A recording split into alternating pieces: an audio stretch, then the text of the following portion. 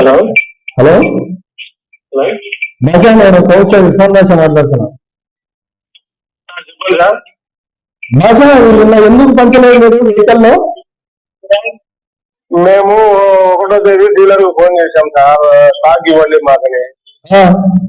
మేము స్టాక్ ఇవ్వము, మీకు MDOs కి ఇవ్వము అని చెప్పారు సార్ వాళ్ళు. రాజీనామా చేశామంటున్నారే? నేను రాజీనామా చేయలేదు సార్. యోగాలను లెటర్ ఉంది, అడగండి సార్ రాజీనామా ఉంటే. నిన్న బీఆర్ఓ అడిగితే రాజీనామా చేశాడన్నారు. ఈ రోజు వచ్చేసి చెప్పచ్చు. నేనైతే రాజీనామా చేయలేదు సార్. వీళ్ళు MRO ఆఫీస్ వాళ్ళు డీలర్లకి వస్తారు చూస్తున్నారు.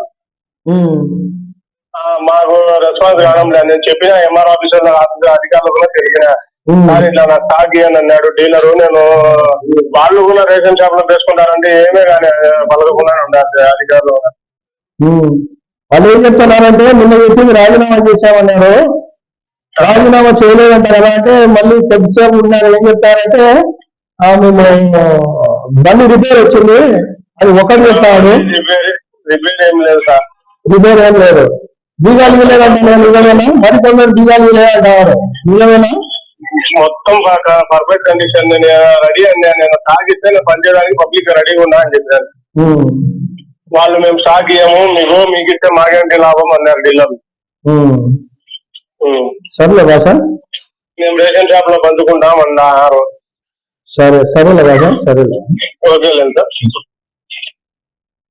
చూడండి, ఇది పరిస్థితి.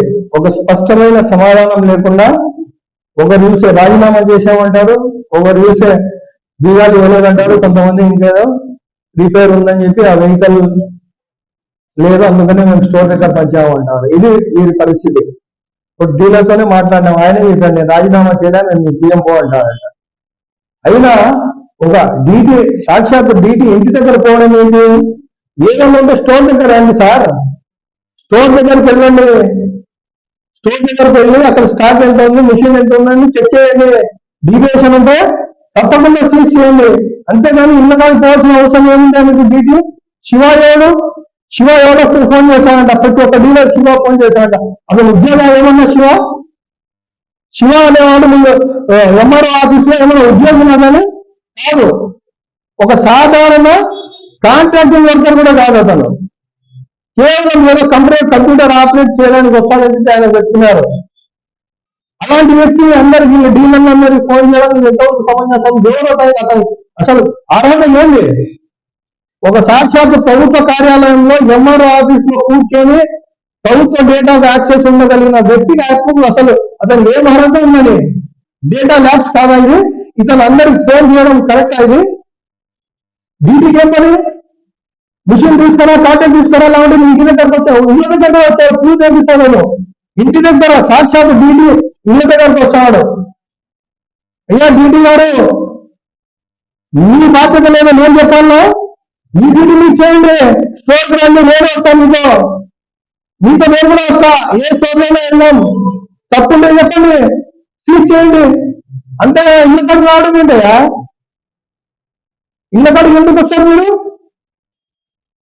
ఏదో ఫోన్ అంటే ఆఫీస్ దగ్గర తీసుకొచ్చుకోండి, స్పందించకుండా నోటీస్ ఇవ్వండి.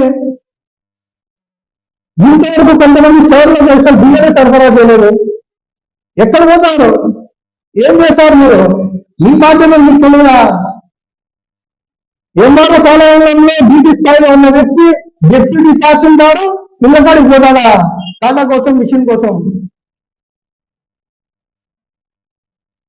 ఎక్కడ చేస్తున్నారు? అసలు ఏం చేయాలనుకుంటున్నారు మీరు? దాదాపుగా 100-150 స్టోర్లు ఉన్నాయి. ఇప్పటి నాకున్నదే సమాచారంలో కనీసం 20 స్టోర్లలో డిస్ట్రిబ్యూషన్ కూడా స్టార్ట్ కాలేదు. 25వ తేదీ 3వ తేదీ ఎందుకు చేయలేదు? ఎవరు తెలియని వ్యక్తి, ఆ వ్యక్తి ఎవరో తెలియదు. అలాంటి వ్యక్తులు వచ్చి వేరే గోడౌన్లో తరలించుకుంటారు. అక్కడ ఏమి డీలర్ ఓనర్ డీలర్ వాళ్ళ దగ్గర అంటే మాకు స్టాక్ లేదంటారు. అదే వాటి అదే రేషన్ షాప్ కు సంబంధించిన స్టాక్ వేరే దగ్గర గోడౌన్లో పోతాడంట. అంటే ఏం చేయాలనుకుంటారు మీరు? తప్పకుండా ఇది కాకుండా రూల్ పొజిషన్ ఏదైనా సరే, రూల్ ఫర్ ఆల్ ఏదైనా సరే రూల్స్ పాటించండి. మీరు ఇన్స్పెక్షన్ చేయండి. ఇన్స్పెక్షన్ చేయడానికి మీకు ఎవరు అడ్డుపడరు.